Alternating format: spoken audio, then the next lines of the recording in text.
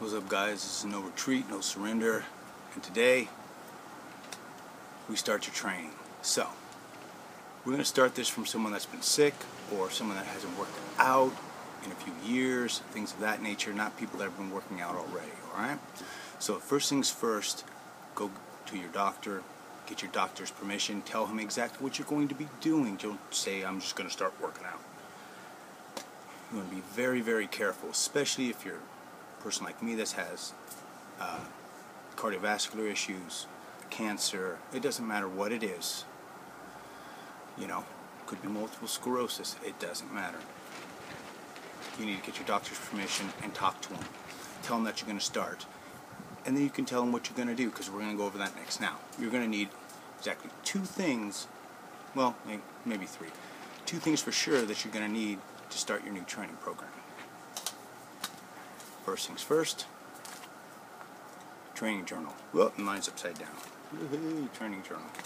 Okay, so everything that you do, you're going to write in this.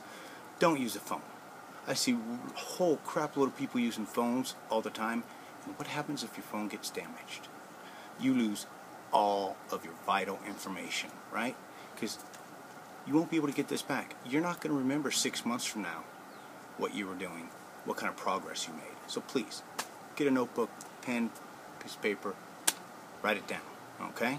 And the first things you're going to write down in that is, 1, your personal goals. Where do you want to be a year from now? Be realistic. I'm going to drop 500 pounds. It's not realistic. I'm going to drop 40 pounds safely over a year. That's realistic. 60 pounds would be pushing it. But the thing you do need to keep in mind is that weight is always subjective. That's why you need number 2 on my list, which is, wow, that was loud, a tape measure. With this, you can measure your body, you can see what it's doing, and it's a lot more of a way to tell how you're progressing, in my opinion only, how you're progressing when it comes to your fitness goals, right? Getting yourself in shape. Because you might not, let's say for a month, your weight doesn't budge.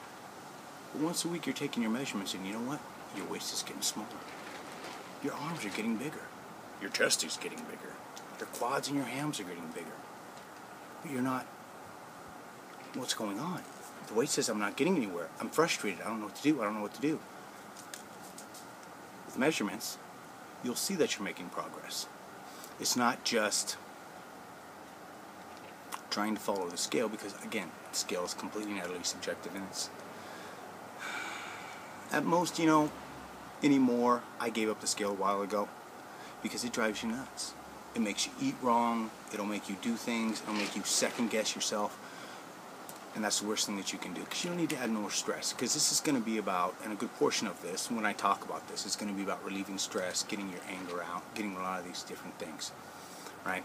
The last thing we want to do is add stress. So tape measure. And what you're going to want to do in your notebook, you're going to want to write down your chest, arms, waist, quad, calves, and I guess for guys, you can do your neck if you want. I've never really worried about, you know, the size of my neck, but I got a thick neck. So those are going to be your starting measurements, right? So let's get to the workout. What are we going to do over the next few weeks?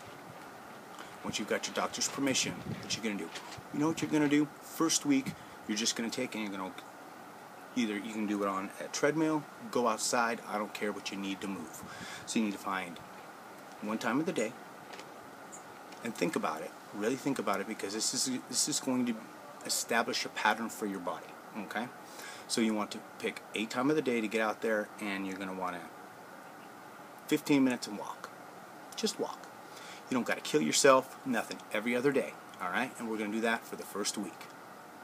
15 minutes. Second week, we're going to take and make it a little bit tougher. Okay, so that 10-15 minute walk now goes to 15 to 20 minutes every other day. Okay?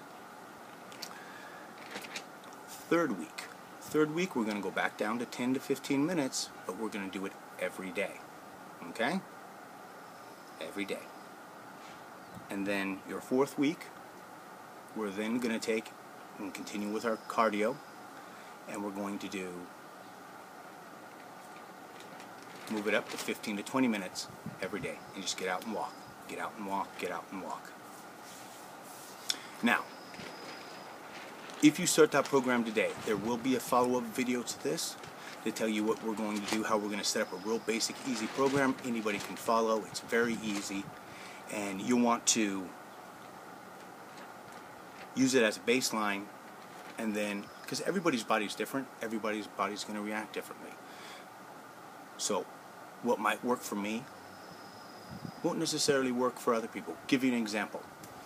Bench press. Everybody knows what the bench press is. I don't bench press at all. I do decline bench presses.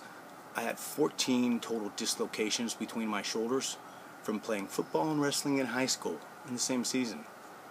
I don't suggest it. I did 2 seasons, trashed so many things. Anyways, so flat benches never worked for me. I've never been able to get anywhere with it, and almost every time I do it, I wind up straining my shoulders. But I go over to the decline press, and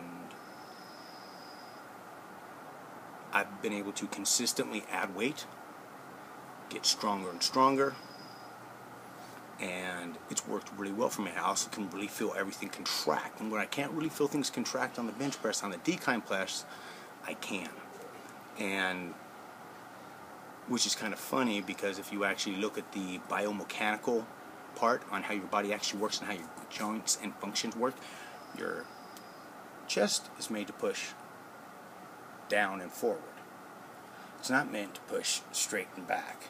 See the difference how you arch and everything changes versus like this versus like this. You see, and when you go that super deep, see all that? See all the extended, how everything extends, you have problems. I've got bad shoulders. I can't do it. But that's a good example on how everybody's body works differently. I see a crap ton of people bench pressing. Nobody hardly ever touches the decline. Personal preference. Personally, I think if, one of the most important things to do along with this is not just listen to me, get on the internet and research. Do not go to forums. There's way too much bullshit, bro science. Oh man, do this and this, and you're going to get this result. No, don't do that. Your best way is to educate yourself. Now, when I was growing up, we had Arnold Schwarzenegger's Bodybuilding Encyclopedia. EAS had a bunch of stuff out. Things of that nature, where you see documentation on how the exercise is done, what the exercise actually does for you, what muscles it involves. That's going to be your best thing. So if you want to try something different, more power to you. Let's say, you don't want to bench press anymore. You're sick of bench pressing. Well, you can do dumbbell presses.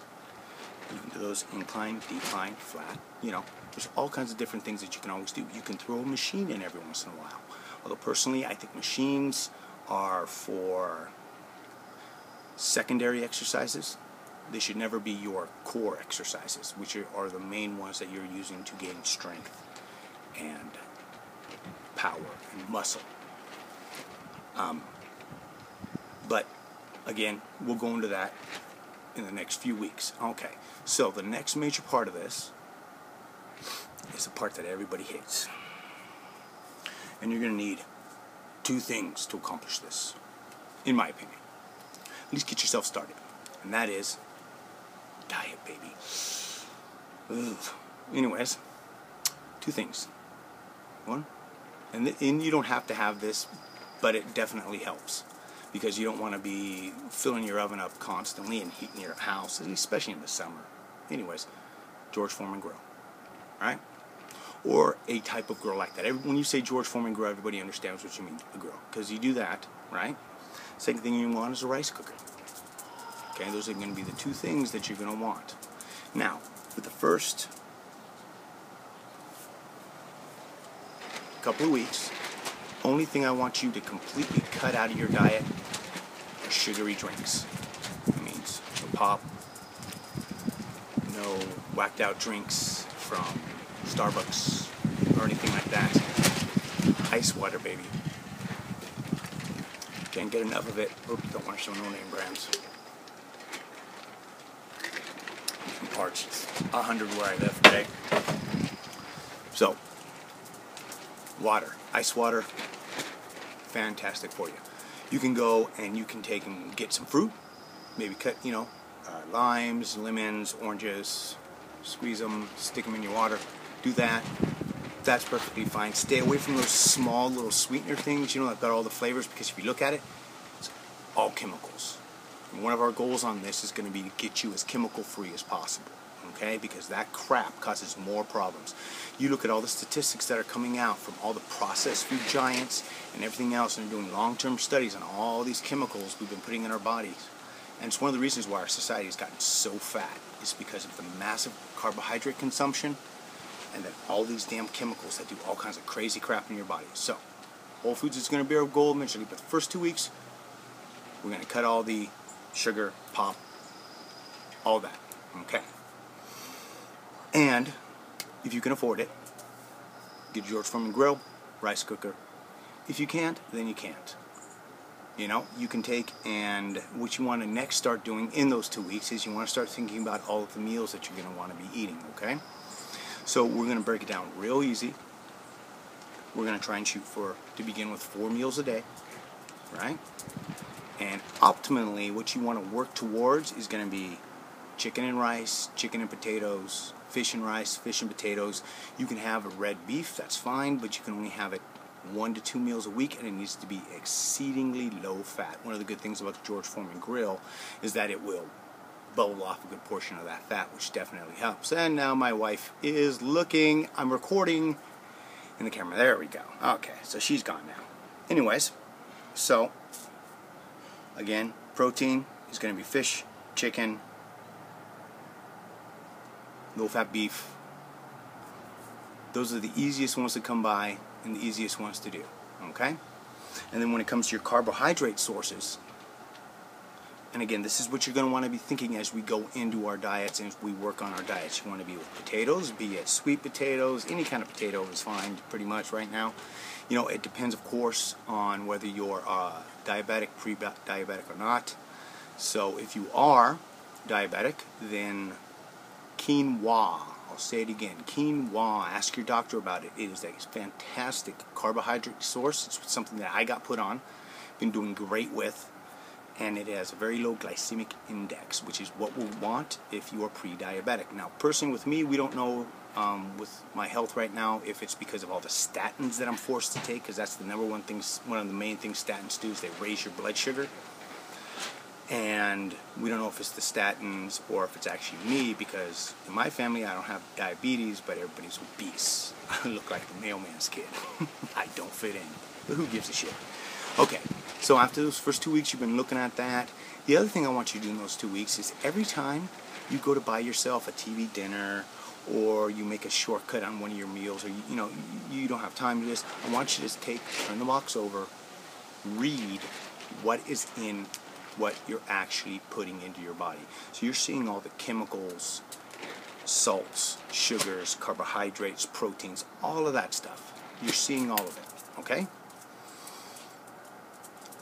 And it will help somewhat motivate you to get cleaner, because eating cleaner, fantastic difference. I'm on a whole foods diet and I do so much better in all aspects. Not just working out, but mentally, helps my boys, all these things. Our bodies aren't meant for all this processed garbage. Plain and simple. I know it sucks, it's quick, it's easy, but we're going to make it quick and easy for you. So, on top of, after those 2 weeks are done, then we're going to actually really start our diet, okay? So we're staying away from all the sweets, but now we're going to start trying to eat chicken and rice, fish, for the majority of our meals, or quinoa. And this is where the George Foreman grill and the rice cooker come in things.